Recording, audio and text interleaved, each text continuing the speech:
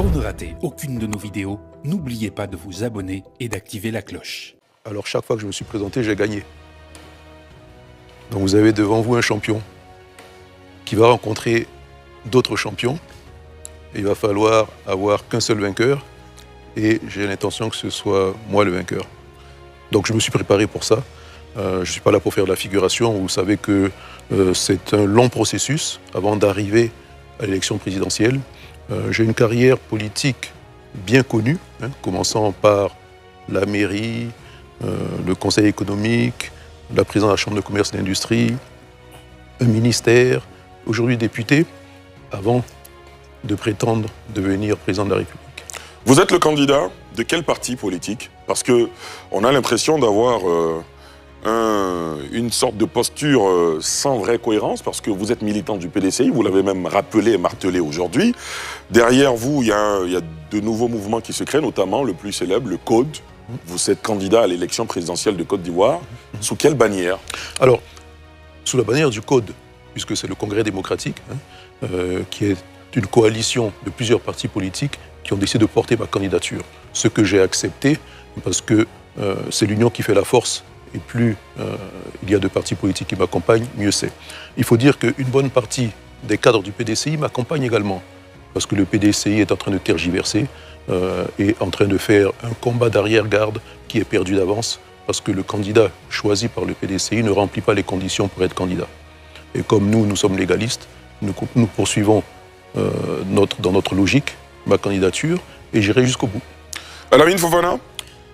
Déjà, bonsoir à notre invité, bienvenue. C'est toujours un plaisir de voir des Ivoiriens qui partent à la conquête du destin commun. Donc c'est déjà à encourager, c'est salutaire d'avoir une ambition présidentielle pour le parcours aussi qu'on connaît de l'homme.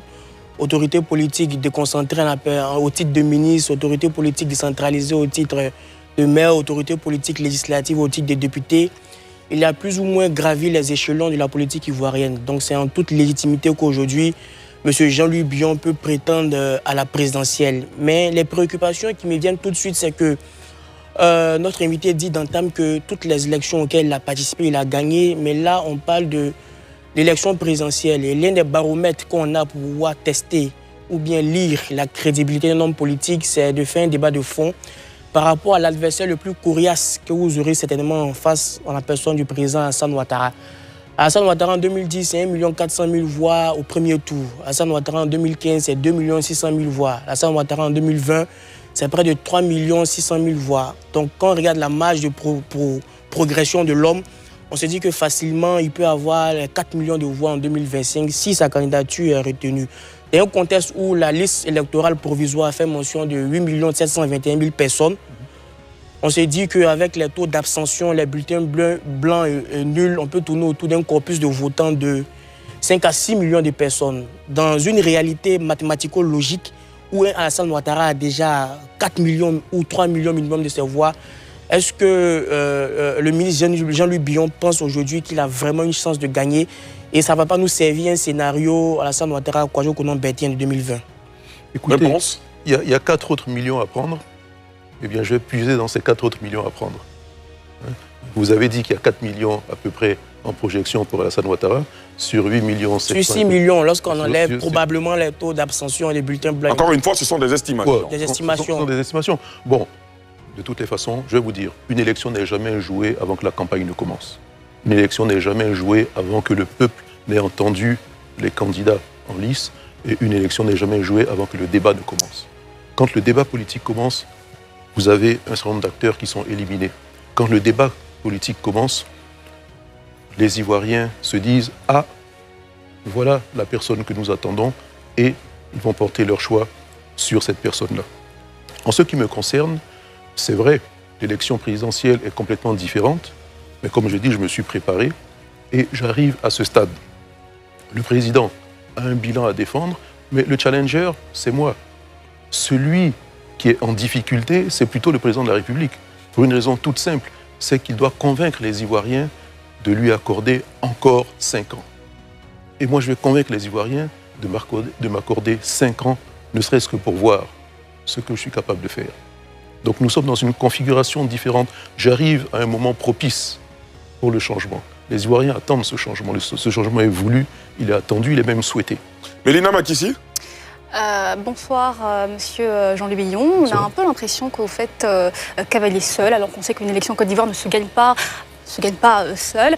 Quels sont vos rapports aujourd'hui avec le PDCI-RDA et aussi avec les forces de l'opposition ivoirienne? Alors, bon. C'est vrai que c'est une question qui revient. Quand on voit Jean-Louis Billon, tout de suite, dans un coin de la tête, on s'est dit c'est PDCI-RDA. Aujourd'hui, vous êtes candidat pour le compte de Côte, vous l'avez rappelé vous-même. C'est quoi vos rapports aujourd'hui? Alors, justement, vous l'avez dit, vous avez vu tous les cadres du PDCI qui m'accompagnent. Vous avez vu les cadres qui m'ont attendu, qui m'ont fait la surprise même de m'attendre au niveau de la CEI pour m'accompagner. La jeunesse du PDCI et tout ça, pour obtenir mes parrainages, ce sont des cadres du PDCI qui étaient là sur le terrain, dans les 20 régions que j'ai choisies. Ils se sont impliqués et ils m'ont permis d'avoir les parrainages. Donc je ne suis pas seul, il ne faut pas croire. Je ne peux pas arriver à ce stade-là en étant seul. Bien au contraire, je suis accompagné, je suis soutenu et c'est ce qui me porte. Et qu'en est-il de vos rapports avec les forces de l'opposition ivoirienne? Les forces de l'opposition. Les forces de l'opposition D'un ivoirienne. côté, on a la CAP Côte d'Ivoire, de l'autre, on a le Front commun. Écoutez, avant tout, nous sommes des concurrents. Nous allons en compétition. Donc, à un moment donné, c'est bien de faire les alliances, on fait les alliances, mais à un moment donné, il y a la place que pour une seule personne. Hein. Donc, on peut avoir des alliances électoralistes pour la conquête du pouvoir, mais ça arrivera à un moment donné, on discute. Je n'ai pas de problème avec l'opposition ivoirienne, je n'ai pas de problème avec qui que ce soit en Côte d'Ivoire. Je pense que nous avons eu suffisamment de crises comme ça pour rester dans les problèmes. Je reste dans la logique démocratique, faire une campagne extrêmement fair-play. Et vous savez, j'ai vécu la crise ivoirienne du début jusqu'à la fin. J'en ai été victime sans jamais être acteur.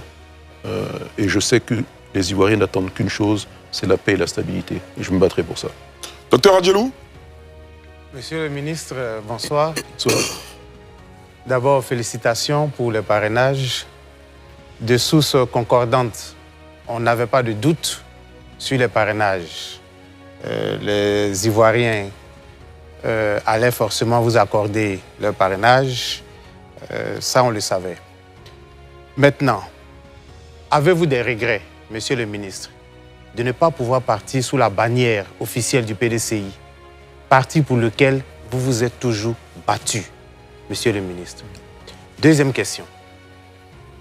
Êtes-vous toujours un militant discipliné du PDCI? J'ai dit bien un militant discipliné du PDCI. Les mots ont leur sens, évidemment. Oui. Merci, monsieur le ministre. Merci. Alors, bon, bien sûr que nous regrettons tous ce qui se passe au niveau du parti. On aurait préféré voir un parti beaucoup plus uni, un parti qui fait les choses dans les règles de l'art pour arriver à avoir un candidat. Il se trouve qu'aujourd'hui, le parti n'a pas de candidat. Donc je n'ai pas de regret d'être candidat parce qu'il faut sauver le PDCI. Et comme je l'ai dit, si je l'emporte, c'est un cadre du PDCI qui l'aura emporté.